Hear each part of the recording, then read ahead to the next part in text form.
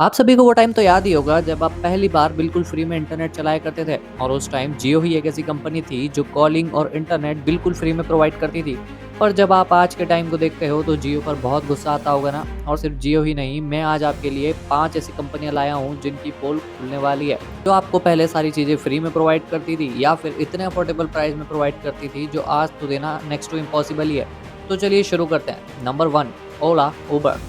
आपको वो टाइम तो याद ही होगा जब ओला और उबर के बिलबोर्ड्स पूरे शहर में लगे हुए थे, जिन पर बड़े बड़े अक्षरों में चीप राइड्स का वादा किया गया था। और उस टाइम इन्होंने इतना हैवी डिस्काउंट ऑफर किया था कि ऑलमोस्ट ज़्यादातर टैक्सी और रिक्शा का काम खत्म हो चुका था।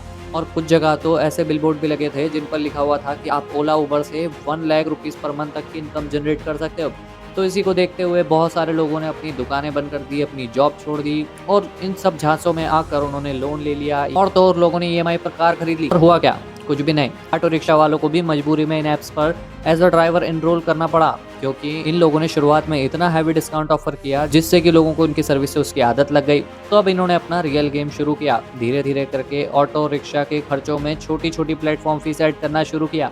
और फिर आज के टाइम में तो आप जानते ही हैं कि हालत क्या हो गए हैं। आज के टाइम में लोग बिना इन ऐप्स के तो जी ही नहीं सकते, क्योंकि इन ऐप्स की हमें आदत जो पड़ गई है। Number 2, Zomato, Swiggy. इनकी स्टोरी भी पहले वालों जैसी ही है। याद करो वो दिन जब आप घर पर इतना सस्ता पिज़्ज़ा मंगवा कर खा सकते थे कि आपको वही पिज़्ज़ा अगर दुकान पर जाके खाने को मिले तो वो दुकान पर ज़्यादा महंगा मिलेगा, घर पर ज़्यादा सस्ता। और उस टाइम फ्री डिलीवरी, ड्राइवर की इनकम, हैवी डिस्काउंट, ये सब कौन दे रहा था? सिंपल है, ये सारी कंपनियां खुद। पर सोचने वाली बात तो ये थी कि ऐसी कौन सी कंपनी होगी जो अपना लॉस करके घर तक खाना फ्री में भेज रही थी, क्योंकि उन्हें आपको उनकी आदत डालनी होती है। ये किसी गैम्बलिंग ऐप से कम नहीं है। जैसे कि वो सारी गैम्बलिंग ऐप्स आपको स्टार्टिंग में बहुत सारा पैसा जितवाती है और जैसे जैसे आप उसके हैबिचुअल होते जाते हो आपका पूरा जैकपॉट आपके बड़े से लॉस में कन्वर्ट हो जाता है। इन्होंने भी कुछ यही किया। आपके रेस्टोरेंट जाने की आदत को खत्म कर दिया और घर पर कंफर्टेबली फूड डिलीवर की आदत लगा दी।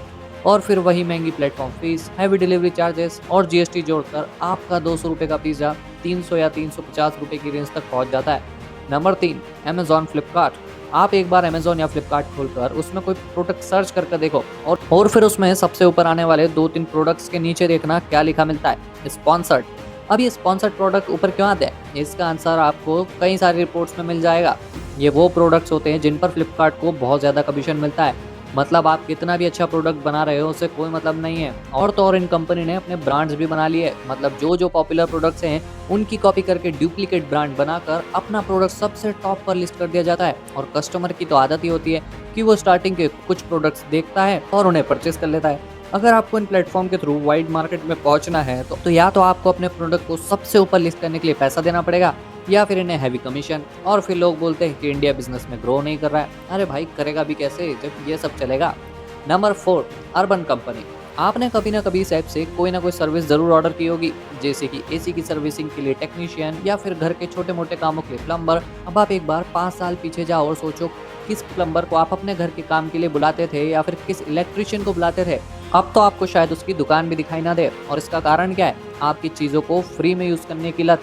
आपने इस ऐप पर फर्स्ट टाइम किसी टेक्नीशियन को बुलाया था क्योंकि ये ऐप आपको हैवी डिस्काउंट ऑफर कर रही थी और आपने सोचा कि एक बार ट्राई करने में क्या जाता है। यहीं से तो इनका रियल गेम चालू होता है। धीरे धीरे करके आपको लगता है कि कौन ही बाहर जाके प्लम्बर या इलेक्ट्रिशियन को बुला कर लेके आएगा, ऑर्डर ही कर देता हूँ। और फिर वही सेम गेम, छोटी मोटी सर्विस चार्जेस बड़ी बन जाती है, छोटी प्लेटफॉर्म फीस बड़ी बन जाती है और आप उसी ट्रैप में फंस जाते हो। Number 5, Blinkit.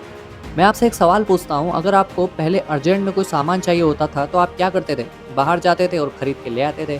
अब बताओ, अब क्या करते हो? अब फ़ोन में ब्लिंकिट खोलते हो और ऑर्डर कर देते हो। कभी कभी ज़्यादा पैसे लगते हैं फिर भी मजबूरी में ऑर्डर कर देते हो। पर पता है मजबूरी बनी कैसे?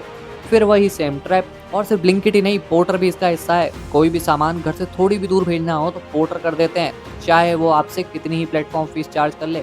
यही कारण है कि आज हम ऐसी कंपनीज के कंट्रोल में आते जा रहे हैं और बाद में हमें इनसे बाहर निकलने का रास्ता नहीं मिलता। मैं ये नहीं बोल रहा हूँ कि इसका कोई बेनिफिट नहीं है, इसके पॉजिटिव साइड्स भी है, जैसे कि बहुत सारे लोगों को जॉब मिल गई, कई लोग अनएम्प्लॉयमेंट से बाहर आ गए।